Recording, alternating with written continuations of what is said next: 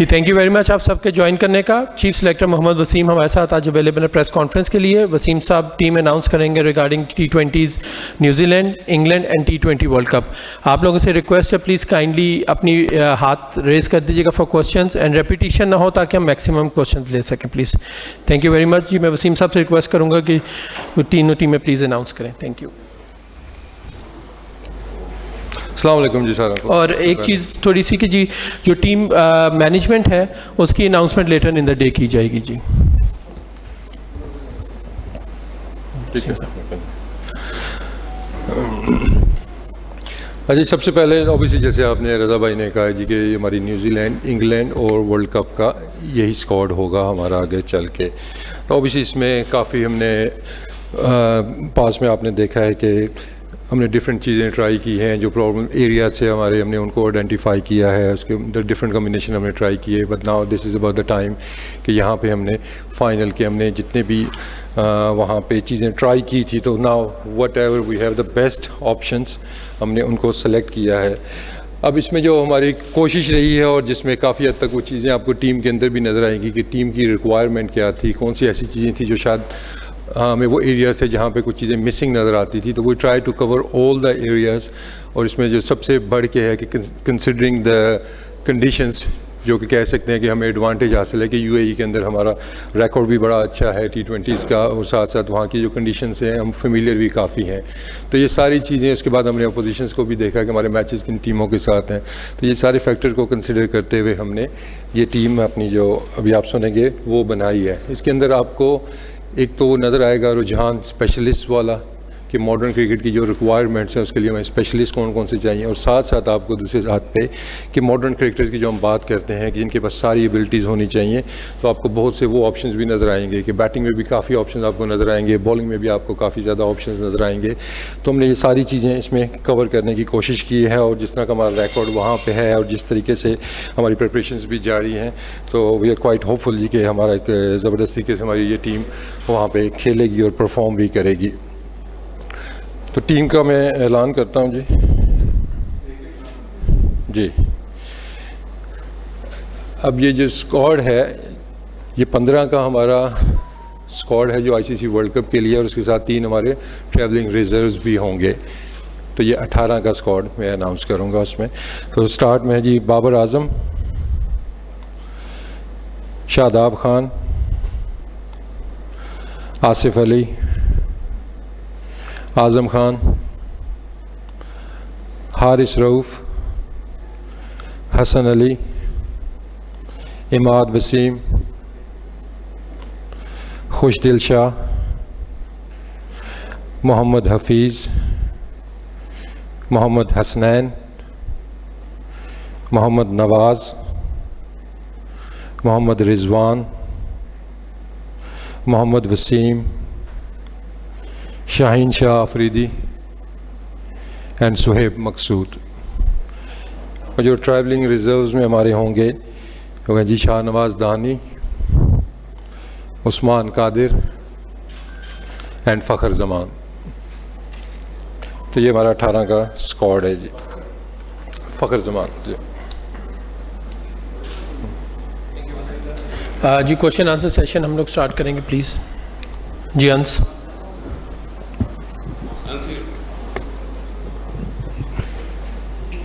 वसीम भाई आपने ये टीम का जो ऐलान किया है इसमें से कोई इतना ख़ास नहीं है, क्योंकि इसमें से मोस्टली प्लेयर्स वो हैं जिस पे रमीज़ राजा अपनी यूट्यूब में जिनके ख़िलाफ़ करते थे बात, वो ड्रॉप किए गए हैं, जिनकी वो तारीफ़ करते थे वो इस टीम में नज़र आ रहे हैं। मेरा सवाल ये आज़म खान से रिलेटेड कि आप उससे कितना मुतासिर हैं, क्योंकि ना उनकी फील्डिंग हमने देखी है इंग्लैंड सीरीज़ में, ना हमें उनकी बैटिंग में ख़ास नज़र आया है, और इसी के साथ ना उनकी फ़िटनेस है।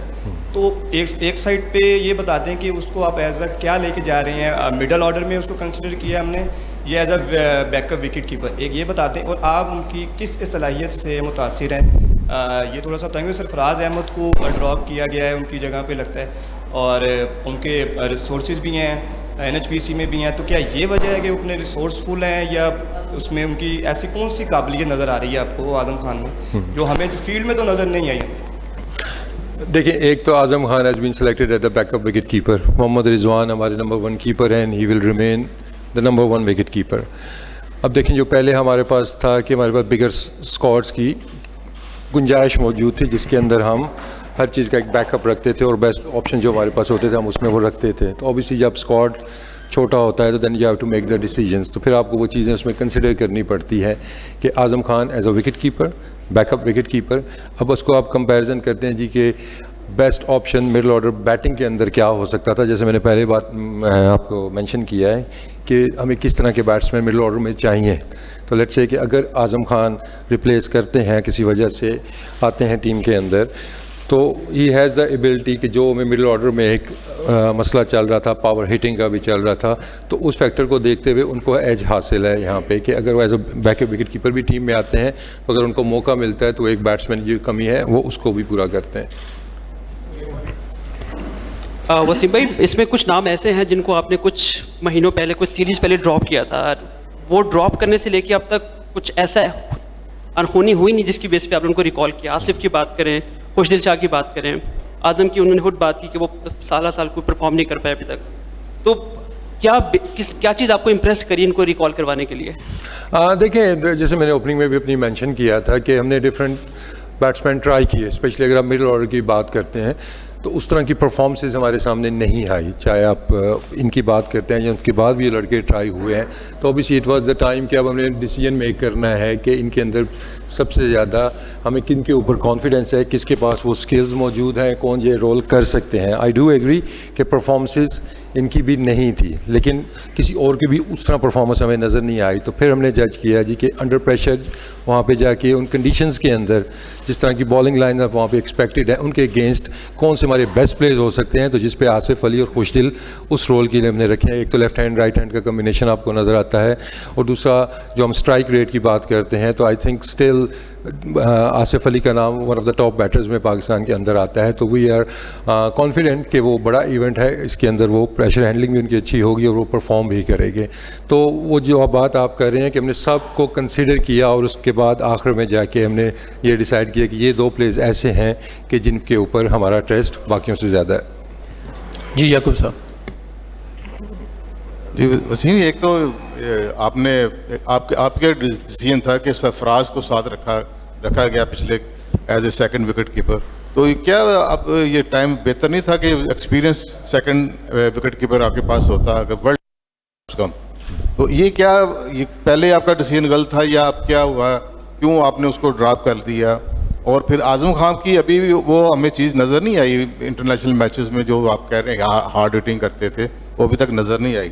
और दूसरा है कि जो यूए की पिचेस हैं, इस पर पाकिस्तान की अब इस वक्त रैंकिंग एक स्टेप ऊपर भी चली गई है। तो आप देखते हैं इस वक्त यूए की पिचेस देखते हुए कि पाकिस्तान और इंडिया का फाइनल हो सकता है? देखें, जहाँ आपने बात की है कीपर्स वाली, तो ओबीसी पहले इससे पहले आपको आज़म भी स्क्वाड के अंदर नज़र आए और सरफराज भी स्क्वाड के अंदर आपको नज़र आए, लेकिन बात फिर वही है कि what is the best option for us, क्योंकि इसके अंदर आपको एक चीज़ नज़र आएगी है, चाहे हमारा बैटिंग का डिपार्टमेंट है, जिसको एक्स्ट्रा एज हासिल है किसी एक डिपार्टमेंट में, और वो बैटिंग जैसे स्पिनर्स हैं हमारे, तो तीनों स्पिनर्स हमारे ऐसे हैं कि नॉट ओनली कि दे द टॉप स्पिनर्स, तीनों बैटिंग भी कर सकते हैं। इसी तरह कीपिंग में भी यही चीज़ कि उस रोल के लिए कि हमने मिडिल ऑर्डर कि जहाँ पे उनकी बैटिंग आ सकती है वहाँ पे बेस्ट ऑप्शन हमारे पास कौन सा हो सकता है, और उस पर हमारे आज़म खान उसके लिए बेस्ट हमारे वो सामने आते हैं। दूसरी जगह तक परफॉर्मेंसेस की बात है तो लेकिन 2-3 इनिंग्स के बाद जजमेंट मतलब जज कर लेना जी के नहीं है, तो आई थिंक ये थोड़ी सी ज़्यादती होगी किसी भी लड़के के साथ, तो उसको भी हमने देखा है। लेकिन फिर बाद में वही करूंगा कि जिस रोल के लिए जो हम रोल देख सकते हैं, और बाकी जहाँ आपने बात की है यूएई की, डेफिनेटली मैंने पहले भी कहा कि हमें उस पर एज हासिल है कि वहाँ पे हमारे लड़के काफ़ी क्रिकेट खेलते हैं, हमारी पीएसएल भी वहाँ पे होती है और काफ़ी लड़कों का वहाँ पे एक्सपीरियंस है। तो हमारा फोकस पहले राउंड के ऊपर पहले है, लेकिन जो आपने पॉसिबिलिटी की बात की है, देयर इज़ नो हार्म, अगर होता है तो वर्ल्ड कप और अच्छा हो जाएगा। जी यूसुफ साहब, देन कादिर ख्वाजा। सेम कैसे देखते हैं कि ओपनिंग के हवाले से आप लोगों के जहन में क्या माइंड में है कि जिस वक्त आप लोगों ने प्लेइंग 11 मुंतखब करनी है, ओपनर ट्रस्ट करेंगे? क्योंकि फ़खर जमान तो रिजर्व खिलाड़ियों में शामिल हैं। फ़खर जमान T20 में काफ़ी अच्छा परफॉर्म भी करते रहे, बाएं हाथ के ज़ारा वो कम्बिनेशन भी एक बनता है लेफ्ट राइट का, तो उस हवाले से आप लोगों ने क्या सजेशन की थी उस वक्त? देखिए, ओपनर्स की अगर आप देखते हैं तो Rizwan and Babar they have been doing it successfully. अगर हम देखते हैं तो 2 ओपनर तो हमारे पास हैं ही हैं, ऑप्शन है।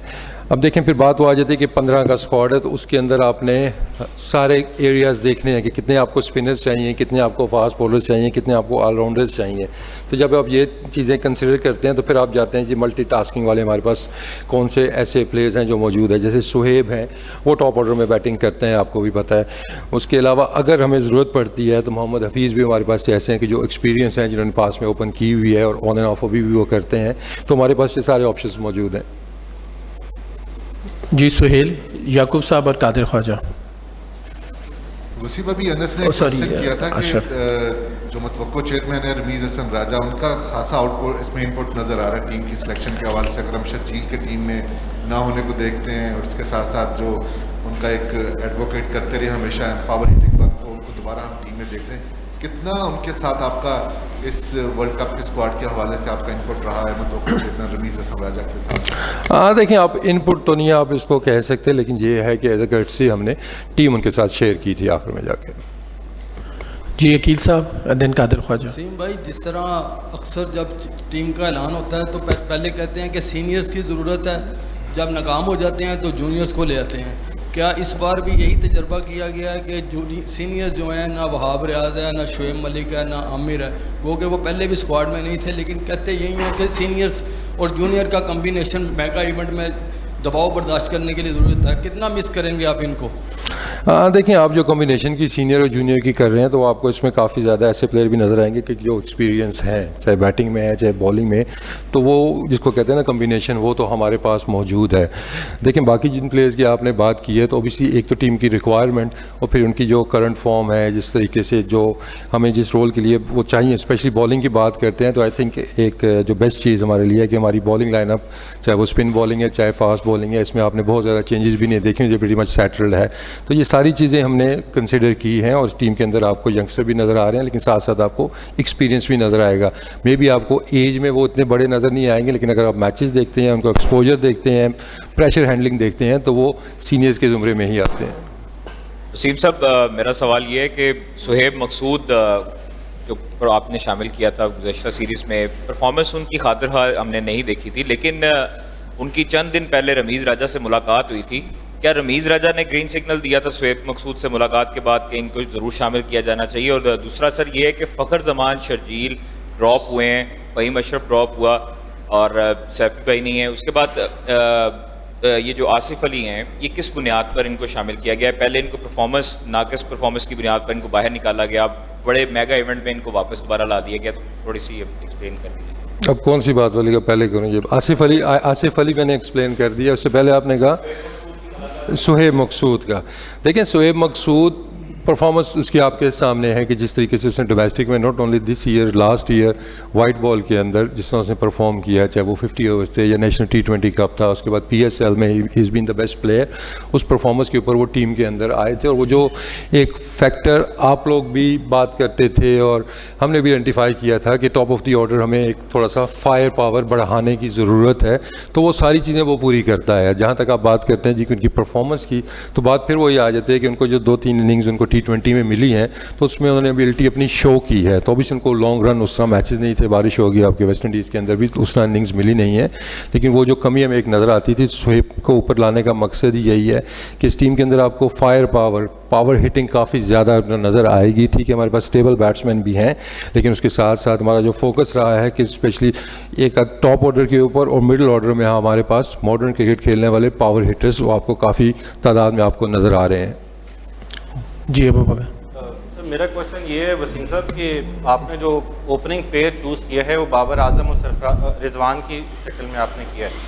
तो मॉडर्न डे क्रिकेट की आप बात कर रहे हैं और ये दोनों प्लेयर ऐसे हैं जिनका स्ट्राइक रेट शायद 100 और बिल्कुल उसके करीब है, इससे ज़्यादा नहीं है। ना शर्जील खान है जिसको एक्सपेक्ट कर रहे थे लोग, ना फ़खर जमान है।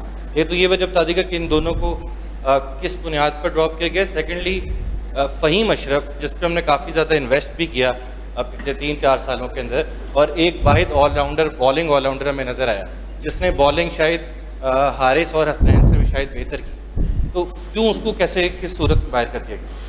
हाँ देखें, ज़्यादा का आप ओपनर्स की बात कर रहे हैं और रिजवान का आपने स्ट्राइक रेट शायद कितना बताया, 100 का बताया आपने शायद, I think is up to 140। तो एक तो ये करेक्शन आप कर लें कि उनका स्ट्राइक रेट दोनों का हाई है, अगर आप बाबर का भी देखते हैं। लेकिन बात फिर वही है कि हमारे पास डिफरेंट ऑप्शंस मौजूद हैं इस टीम के अंदर। अगर टीम की रिक्वायरमेंट है कि हमने ओपनिंग में कुछ डिफरेंट हमने करना है, आपको ये आगे आपको सीरीज़ नज़र आ रही है, इसके अंदर आपको कुछ चीज़ें आपको डिफरेंट नज़र भी आएंगी इसमें कि डिफरेंट कॉम्बिनेशंस भी ट्राई किए जाएंगे। तो वो जो आपका कंसर्न है वो वैलिड है, लेकिन उसमें देखते हैं तो परफॉर्मेंसेस तो मौजूद है हमारे पास। बट स्टिल वर्ल्ड कप से पहले जो हमारे मैचेज़ हैं, अभी जो सीरीज़ होम सीरीज़ हैं, इसके अंदर आपको डिफरेंट कॉम्बिनेशन ट्राई होते हुए भी नज़र आएंगे। और वो एरिया हमारे पास डिफरेंट ऑप्शंस मौजूद हैं, चाहे वो सुहेब है, चाहे वो हफीज़ है। तो ये आपको थोड़ी सी शफलिंग इसमें नज़र आएगी कि डिफरेंट कॉम्बिनेशन हम ट्राई करेंगे। देखें, अब फ़हीम का जहाँ तक बात है तो ओबीसी जैसे आपने कहा है राइटली सो के काफ़ी अर्से से वो टीम के साथ हैं, लेकिन अब एंड ऑफ द डे फिर बात आती है कि अब आपके पास बड़ा स्क्वाड नहीं है कि आपने दो ऑप्शंस रख लेने हैं। तो अगर हम फ़हीम को देखते हैं, हमारे पास जैसे हम मोहम्मद वसीम जूनियर जो आ गए हैं, तो उनकी बॉलिंग अगर हम देखते हैं और साथ साथ उनको एज हासिल है उनका बैटिंग की वजह से भी, तो वो परफॉर्मेंसेस अगर हम कंपेयर करते हैं अगेन, हम फिर वो जो रिक्वायरमेंट है यूएई की अगर हम उसको देखते हैं कि वहाँ पे पेस कामयाब होती है, and Mohammad Wasim as we all know कि 145 प्लस तक की वो बॉलिंग भी कर लेते हैं और साथ में उनका जो एक्स्ट्रा एक ऑप्शन बैटिंग का भी आ जाता है, तो इस वजह से मोहम्मद वसीम को प्रेफर किया गया। प्लीज़ रिक्वेस्ट है कि जी आप रेपिटेशन ना करें क्योंकि बार बार सवाल रिपीट हो रहे हैं, तो काइंडली प्लीज़। जी हाफिज़ शहबाज। वसीम भाई, एक तो जो टीम हम देखें उसमें रमीज़ भाई ने आपसे कहा या नहीं कहा, जो रमीज़ भाई की सोच है वो उसमें वाज़ेह नज़र आ रही है कि नीट एंड क्लीन क्रिकेटर्स चाहिए, वो नज़र आ रहे हैं। एक तो कुछ जिनके ऊपर कुछ चीज़ें थी वो नहीं है क्रिकेटर्स। और दूसरी चीज़, अगर पाकिस्तान की बॉलिंग को देखें तो हारिस रऊफ़ जो ने आप डेप्थ बॉलर्स के तौर पे यूज़ करते हैं नॉर्मली, पिछले 2-3 सीरीज़ से उनकी परफॉर्मेंस इतनी अच्छी नहीं है। तो क्या समझते हैं, हारिस के साथ कोई बातचीत हुई है आपकी, क्योंकि जो परफॉर्मेंस पिछले 2-3 मैचेस सीरीज में? देखें, हारिस का ठीक है, आई डू एग्री कि रिसेंट पास में उनकी थोड़ी सी उन्होंने स्ट्रगल की है, लेकिन अब उसमें अगर आप देखते हैं कि is a proven match winner, उसने पाकिस्तान को मैचेस भी जिताए हुए हैं। और दूसरा, जहाँ तक आपने बात की है उनकी परफॉर्मेंसेस की या स्टैट्स की आप बात करते हैं, तो he still I think the number 1 bowler in the world. अगर आप डेथ बॉलिंग की बात करते हैं या आखिरी 8 ओवर्स की बात करते हैं, तो उनको इकॉनमी रेट इस टाइम दुनिया में सबसे ऊपर है। तो अब इन चीज़ों पे स्ट्रैटी जब बनेगी तो कुछ चीज़ों की आपको इसमें क्लैरिटी भी नज़र आएगी जब वो स्ट्रैटी आपके सामने आएगी कि किसको किस तरीके से यूज़ करना है। तो Haris Rauf remains our one of the premier fast bowlers and still our match winner. जी शेख अशरफ चौधरी साहब, बाकरी एंड देन शेख एजाज। वसीम, देखने में तो जो आपने स्क्वाड अनाउंस किया है माशाल्लाह बहुत ही मजबूत है और तवक्को की जाती है कि ये टॉप 4 में तो पहले जगह बना लेगा। वसीम, जैसा पाकिस्तान क्रिकेट बोर्ड में तब्दीली आ रही है, तो क्या आप समझते हैं कि ये आपकी आखिरी टीम अनाउंस होगी बतौर चीफ सेलेक्टर?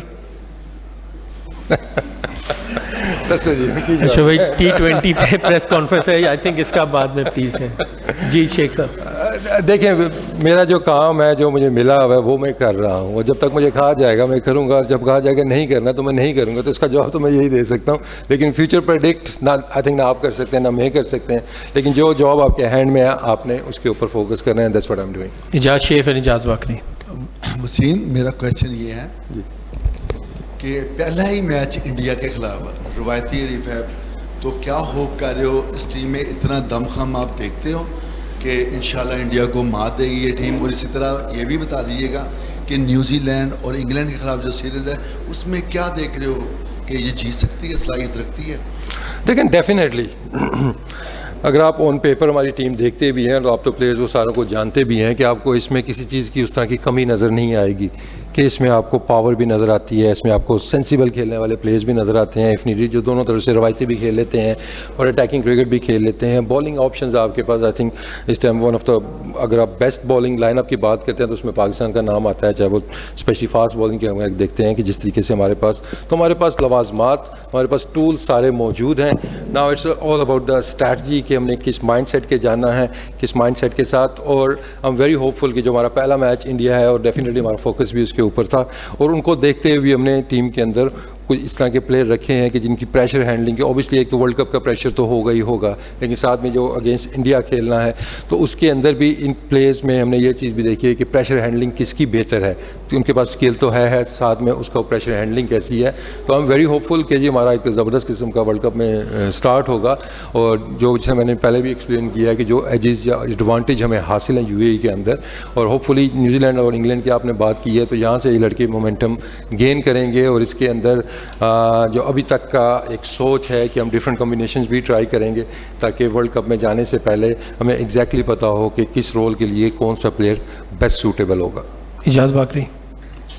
वसीम, एक चीफ सेलेक्टर के लिए कितना मुश्किल होता है कि शर्जील को सिलेक्ट करके शर्जील को ड्रॉप कर दिया, फ़खर को सिलेक्ट किया, फिर फ़खर को अब रिज़र्व में रख दिया। तो मैं ये जानना चाह रहा था कि एक चीफ सेलेक्टर के लिए एक सीरीज़ पहले किए जाने वाले फैसले बगैर किसी वजह के 4 मैचेस बारिश की नज़र हुए हमारे वेस्ट इंडीज़ के अगेंस्ट, और इंग्लैंड में हमने कोई अच्छा परफॉर्म नहीं किया, तो कितना मुश्किल होता है अपने ही फैसलों को 1 महीने बाद तब्दील कर देना और उनको बाद में जस्टिफाई भी करना। देखिए इट्स पार्ट ऑफ, अगर आप जॉब देखते हैं तो इट्स पार्ट ऑफ इट कि आपने जैसे इवेंट अभी आया तो now we have to call the final calls, तो उसमें आपको इस तरह के टफ डिसीजन भी लेने पड़ते हैं कि कुछ लड़के शायद आपको लगेंगे कि कम खेले हुए हैं या कुछ आपको लगेगा ज़्यादा खेले हुए हैं, लेकिन हमारा फोकस है वर्ल्ड कप के ऊपर कि वर्ल्ड कप के अंदर हमारी ये बेस्ट लॉट वो कौन सी अवेलेबल है, कौन सा बेस्ट टैलेंट अवेलेबल है। तो बाकी चांसेस मिले हैं, सबको मिले हैं, जितने भी प्लेयर्स के आपने भी नाम लिए हैं, तो जो जिसने अपनी जगह सीमेंट कर ली ऑब्वियसली वो आपको नज़र आते हैं, लेकिन जो लड़के उस तरह अपनी जगह सीमेंट नहीं कर सके हैं तो उन पे हमें डिसाइड करना पड़ा था।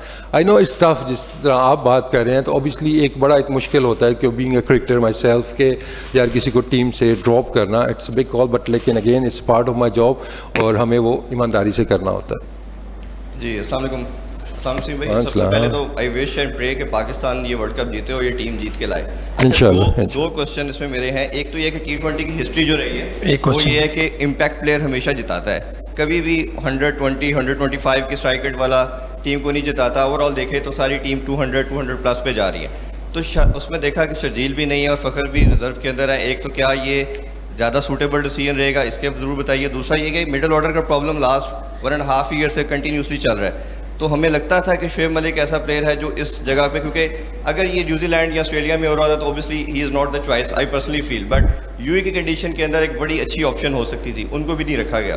तो आप कैसे देखते हैं दोनों चीज़ों? Thank you. अब चौधरी साहब इसमें सवाल तो बता दें अपना कि आपका शुएब मलिक का सवाल है या मिडिल ऑर्डर की जो पावर की बात की है। देखिए इम्पैक्ट की आपने बात की है तो उसका जवाब आपको शायद अपना जो आखिरी आपका सवाल है उसी के अंदर आपने जवाब दे दिया। इम्पैक्ट प्लेयर्स के ऊपर हमारा फोकस था और इस टीम के अंदर जो आपको एक चेंज थोड़ी सी नज़र आएगी कि इम्पैक्ट प्लेयर आपको इसमें ज़्यादा नज़र आएंगे, ठीक है। उसमें आपको शायद उनकी एवरेज कम नज़र आएगी, लेकिन उनका आप कैरियर स्ट्राइक रेट देखेंगे जिसकी आप बात कर रहे हैं तो वो आपको सारे हाई स्ट्राइक रेट वाले बैट्समैन नज़र आएंगे, चाहे वो आज़म है, चाहे वो आसिफ अली हैं, चाहे वो खुशदिल हैं।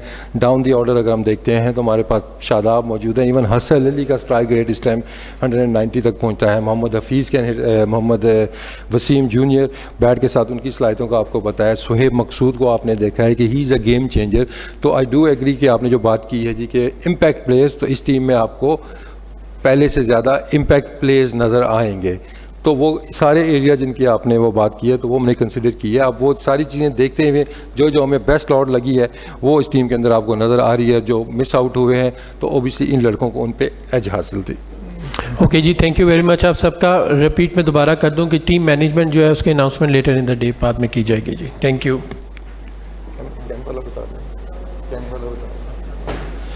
बाकी जी T20 का हमारा कैंप 16 तारीख को असेंबल होगी टीम लाहौर में और 18 तारीख से गद्दाफी स्टेडियम में T20 का कैंप शुरू हो जाएगा। जो पार्ट यही तो ना 16 हाँ।